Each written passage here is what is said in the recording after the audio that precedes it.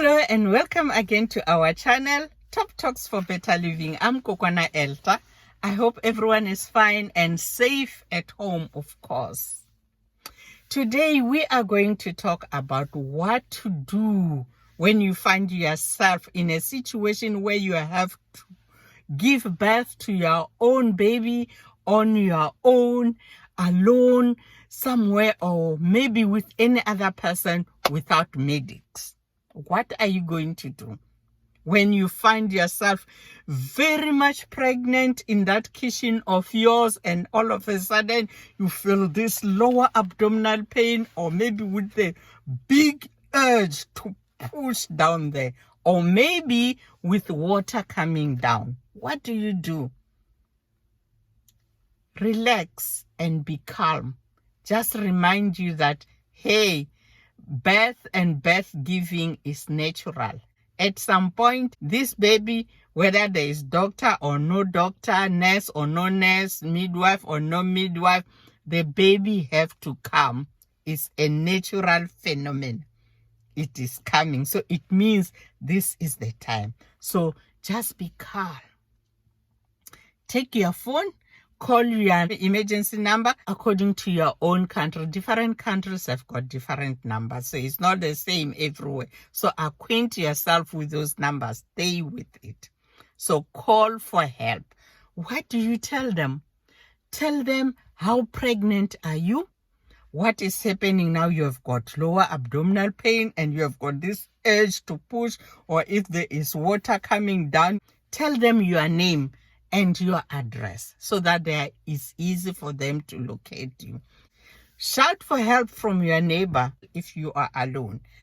You might be having some people in the house, but in the other rooms. So shout.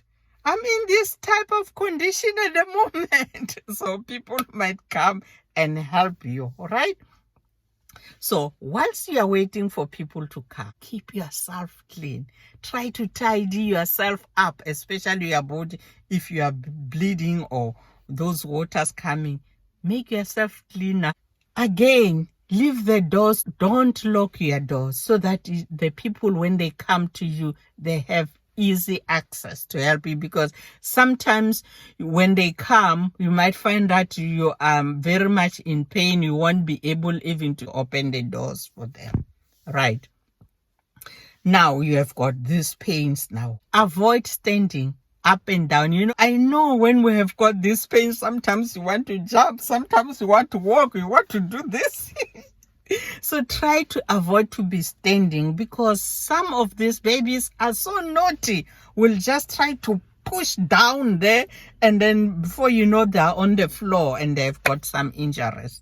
So have a towel, have a little blanket next to you, and then try to lie down or sit up, propped up, and then put a towel beneath you so that in case this baby wants to come, can land on that towel, right? Concentrate on the pains now and relax. Please stay calm all the way. But I know with the pain, it's hard. So when each pain comes, those strong ones, very strong ones, try not to push with that strong pain. Just try to pant with the pain. Breathe small, take small breaths like that will help the baby come down slowly and gently. If you push with the pain, the baby will just push out very quick as well, you know. So when the baby comes out, usually they scream, I'm here! And then, but some babies don't, right? And then some babies come out with a cord around their neck. So what do you do in that case? Just put your fingers around there and then slip it through over the head gently. Then it will just slip because it's slippery. And then if it's crying, then you carry on. But if they are not crying, hold the baby in such a way that the head is slightly lower than the legs, right? And then rub the back vigorously up and down, right? If they don't breathe still, turn them around on their chest, on their sternum here. Keep rubbing. Rub vigorously up and down. If still they don't, tackle their little feet.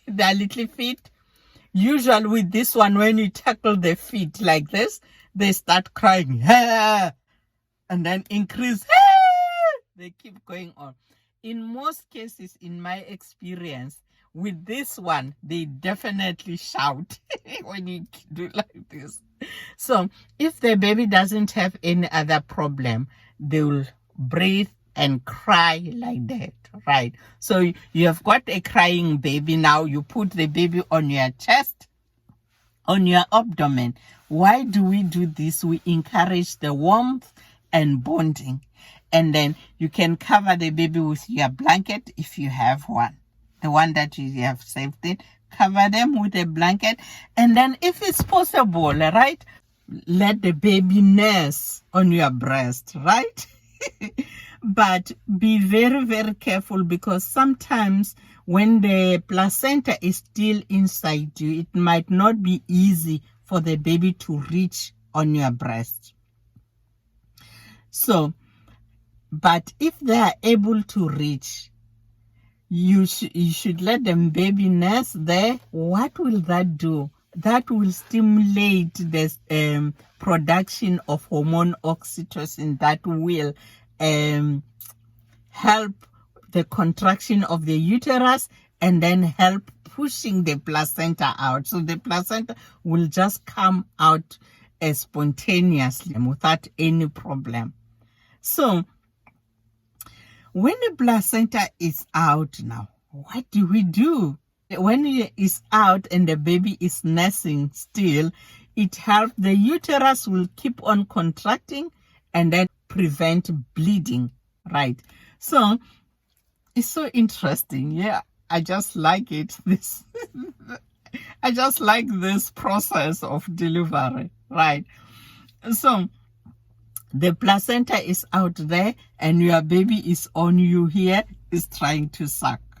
So what do you do with this placenta now? Are you going to stay with it until when? Until the medical help come. It is not advisable to cut that placenta, because if you are not professional, you don't know, there might be bleeds, and especially there might be infection. It should be cut aseptically clean. It should be sterile, So if you don't have all those things, you don't wait for medics to come. So, but sometimes you find that they are not coming, and maybe the mother is not well, or there are some situations where you find you have to cut that, but it is not advisable, but sometimes you have to.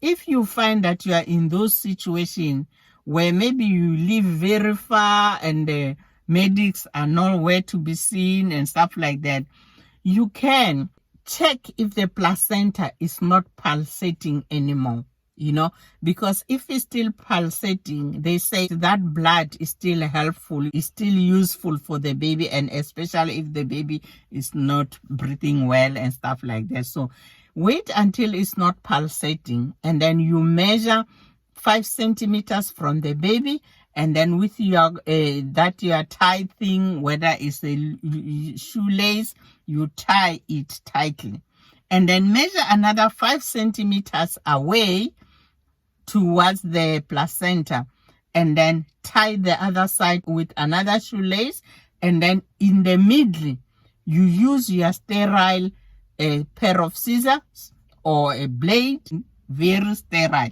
and then you can cut it, and then you separate and keep it for medics, right? So voila, you have got your baby and the placenta is there, and the baby is bonding and is sucking, and everybody is happy. It's still advisable to be checked. I always advise people to go and be checked, because you may not know, sometimes some babies, they are fine now, within 30 minutes or 1 hour, there's something else. So it's good for doctors to check and confirm that the baby is fine. It can stay at home. And you, the mother, as well, you have to be checked. Some mothers complicate after delivery. So once you have been checked and everything like that, so hey, congratulations with your baby, and congratulations with your bravery. You gave birth. You were a midwife of yourself. So, wala la la, enjoy your baby. And whilst you are enjoying the baby, subscribe to Kukwana Elders channel.